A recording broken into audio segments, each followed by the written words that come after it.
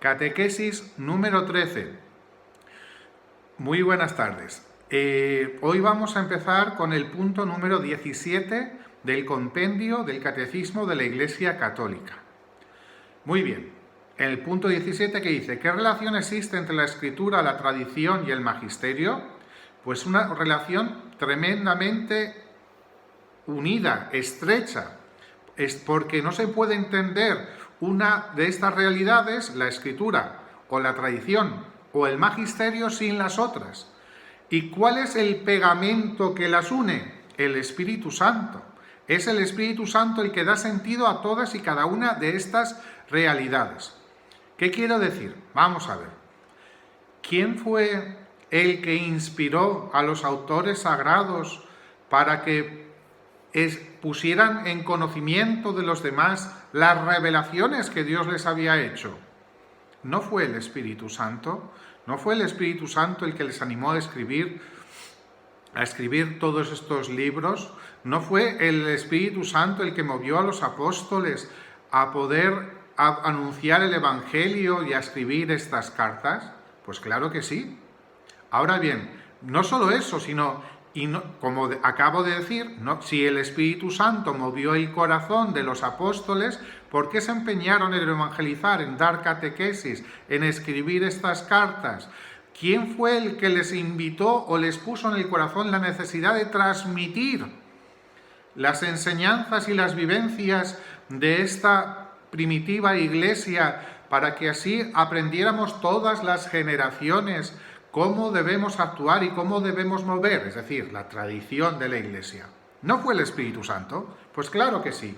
¿Y el magisterio, al final, qué es? ¿No es un intento de hacer la voluntad de Dios y son decretos, normas que se establecen en la iglesia precisamente para poder hacer la voluntad de Dios y para poder vivir como hijos de Dios en este mundo, para luchar contra los ataques del demonio y sobre todo para encontrarnos que no estamos solos, que es un Dios que vive, que se preocupa y que se desvive literalmente día tras día por hacernos llegar su palabra, por hacernos llegar su amor? Pues claro que sí, pero todo esto es obra del Espíritu Santo. Como os decía, es el Espíritu Santo el pegamento que hace todo esto posible. Muy bien. Punto número 18.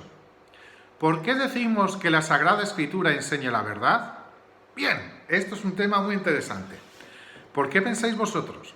Pues porque quien está detrás de toda la Sagrada Escritura, el autor, el que ha movido los corazones, el que ha hecho a los autores sagrados poner todo esto por escrito, es Dios. Dios mismo, a través de su Espíritu Santo.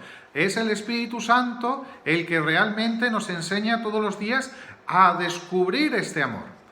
Y esto tiene algo, es mucho más interesante de lo que nosotros podemos creer. ¿Por qué? Porque para nosotros la Biblia es algo fundamental, esencial. Sí, es verdad, pero al mismo tiempo nos demuestra una cosa, que nosotros no somos fanáticos que estamos viviendo solo para y por la Escritura.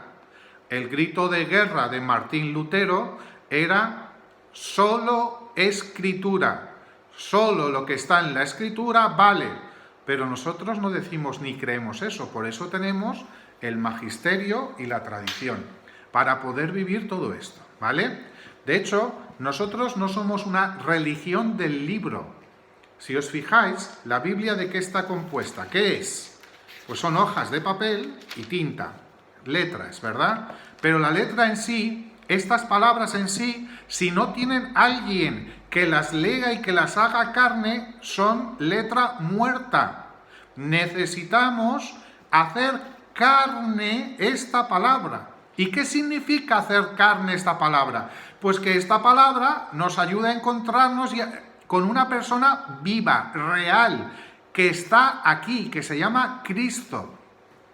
Es la Escritura el vehículo para encontrarnos con Cristo. Por eso es tan fundamental y necesaria para la Iglesia.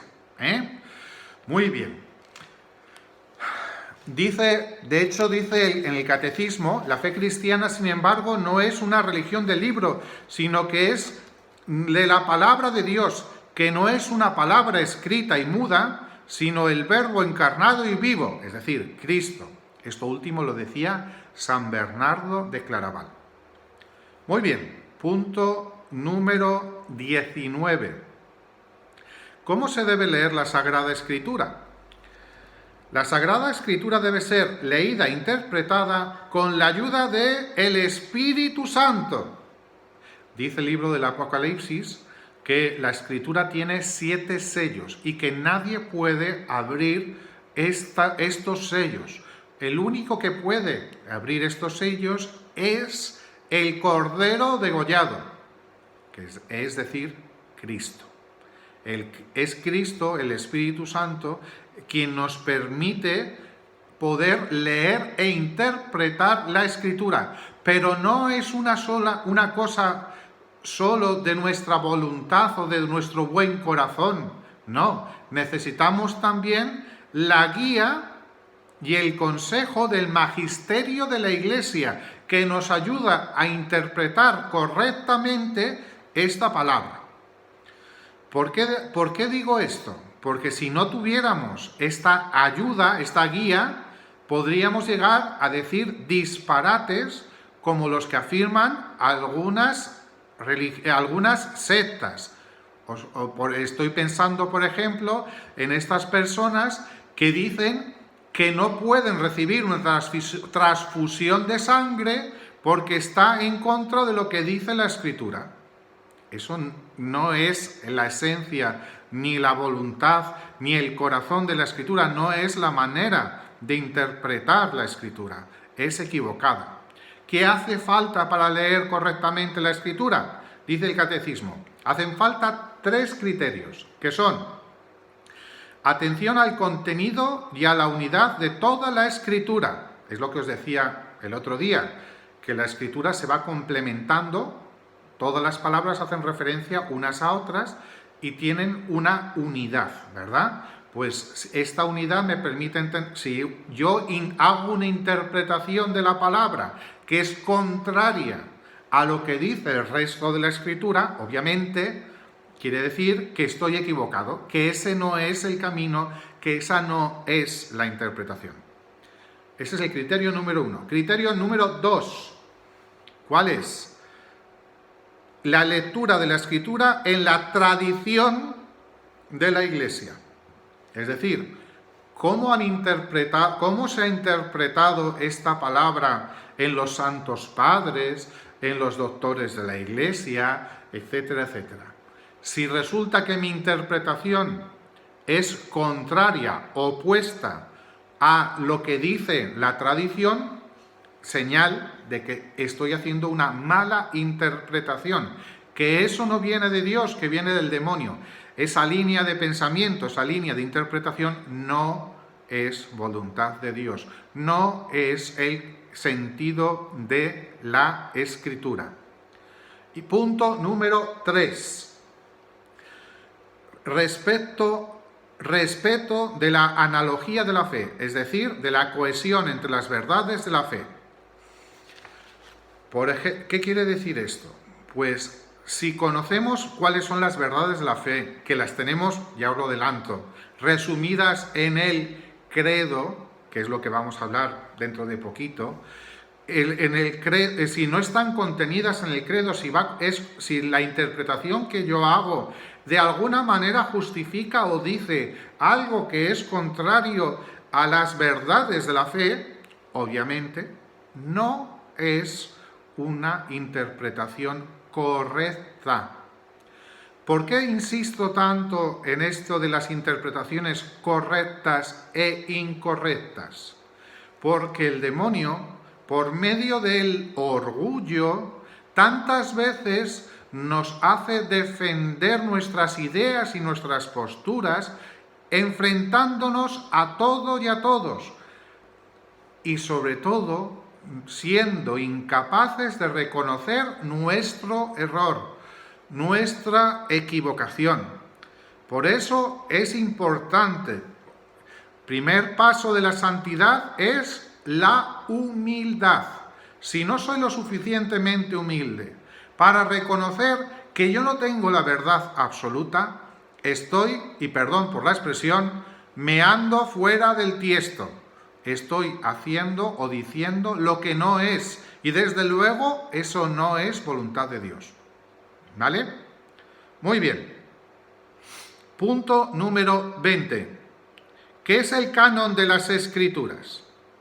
Bueno, esto no nos va a dar tiempo en los 2 minutos que nos quedan, pero el canon de las Escrituras, como os decía, la Biblia es una biblioteca, una colección de libros.